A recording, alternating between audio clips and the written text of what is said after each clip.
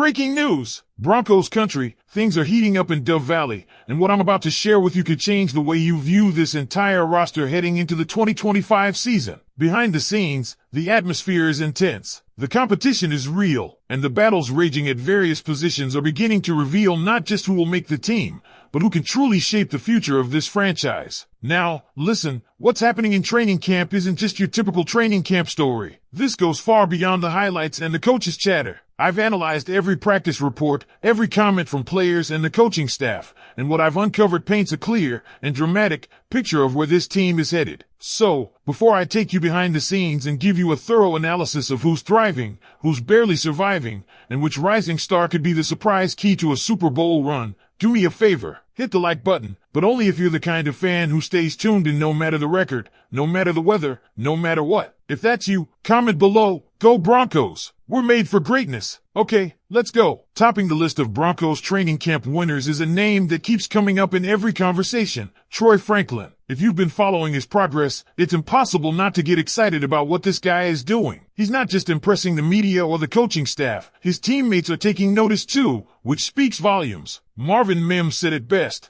noting how much Troy has grown and how evident it is on the field. That's not lip service, that's respect from a fellow competitor. And let's talk about why. Troy's route running has reached another level. His footwork is cleaner, his breaks are sharper, and his ball tracking on point. And that organ-to-organ chemistry with Bo Nix, it's something special. You can feel the synergy between them. With just 263 yards and 2 touchdowns last year, Troy Franklin is poised to explode in 2025. Don't be surprised if by week 4 or 5, he's right there in the WR2 or WR3 spot on the depth chart. And honestly, I wouldn't be shocked if he jumps even higher before the season ends. Now shifting to the defensive side, let's give credit where it's due. Lavelle Bailey is showing up big. While injuries in the linebacker core opened a door, Bailey didn't just walk through it, he kicked it down. With Drew Sanders sidelined and Alex Singleton just now returning to practice, Bailey has stepped into a bigger role and he's thriving. The clutch factor he brings, especially late in games, is exactly what you want from a depth piece on defense.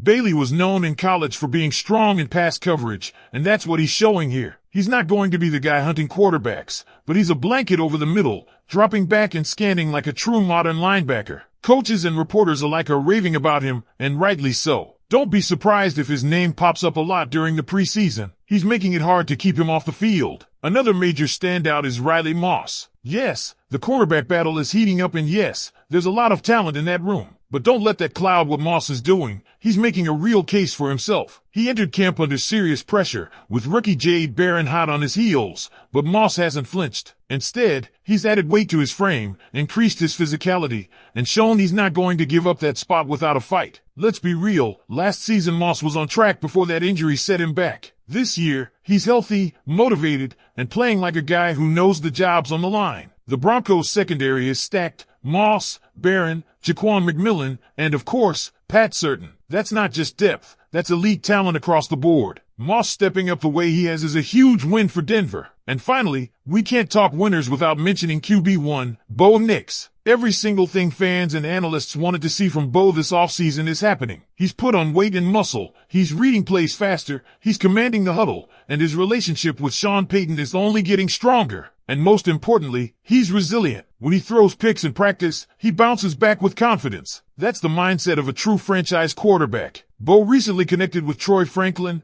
Devin Bailey, and Trent Sherfield for big plays, right after throwing multiple interceptions to guys like Pat Certain. That's growth. That's leadership. And don't forget, he's sharpening his skills against what might be the best defense in the NFL. Iron sharpens iron. When week 1 rolls around and the Broncos take on the Titans, Bo Nix is going to be ready to carve up defenses that aren't nearly as sharp as the one he practices against every day. Let's pick it up right where we left off, because as much as Broncos country loves celebrating the breakout stars of training camp, we also have to talk about the players who've had a tougher time. And remember, calling someone a loser in this context isn't an insult, it's just the reality of a competitive training camp. These are all pros, all grown men fighting for a spot, for a future, and sometimes, things just don't go your way. Let's start with a tough one, Drew Sanders. There's actually some good news in his story. He had successful surgery, and that's a major step forward. But the fact remains, he hasn't been available, and that availability is everything. Reports put his return timeline between 4 to 6 weeks. That means realistically,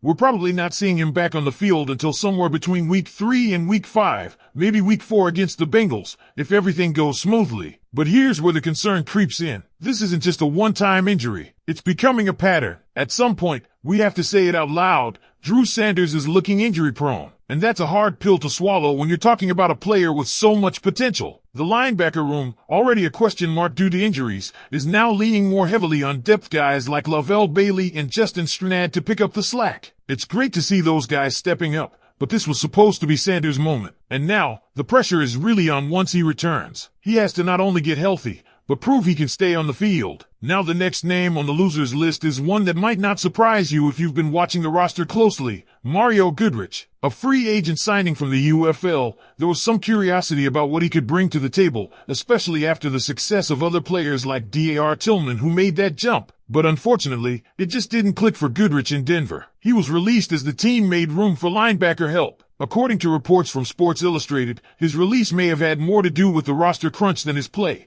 but at the end of the day, he didn't make enough of an impact to stick around. That's the NFL. That's camp. And while it's tough to see a guy chasing his dream come up short, it's the reality of the business. He's reportedly been picked up by the New York Jets, and maybe he'll find a role there. But for Broncos country, Goodrich's time is done before it ever really got started. Now for the most surprising name on this list, Jaquan McMillian. This one stings a little, because McMillian was one of the quiet strengths of last year's defense. But this training camp, it's been rough. The buzz around his performance has been mostly negative. He's been beat consistently in one-on-ones. Guys like Trent Sherfield are making him look bad in reps, and the consensus from multiple beat writers and insiders is that McMillian might be cracking under pressure. And the timing couldn't be worse. The quarterback room is absolutely stacked. Riley Moss is having a fantastic camp. Jade Barron is turning heads as a rookie. And with Pat Certain locking down WR1S like usual, the Broncos don't have time to wait around for McMillian to figure it out. If he doesn't bounce back soon,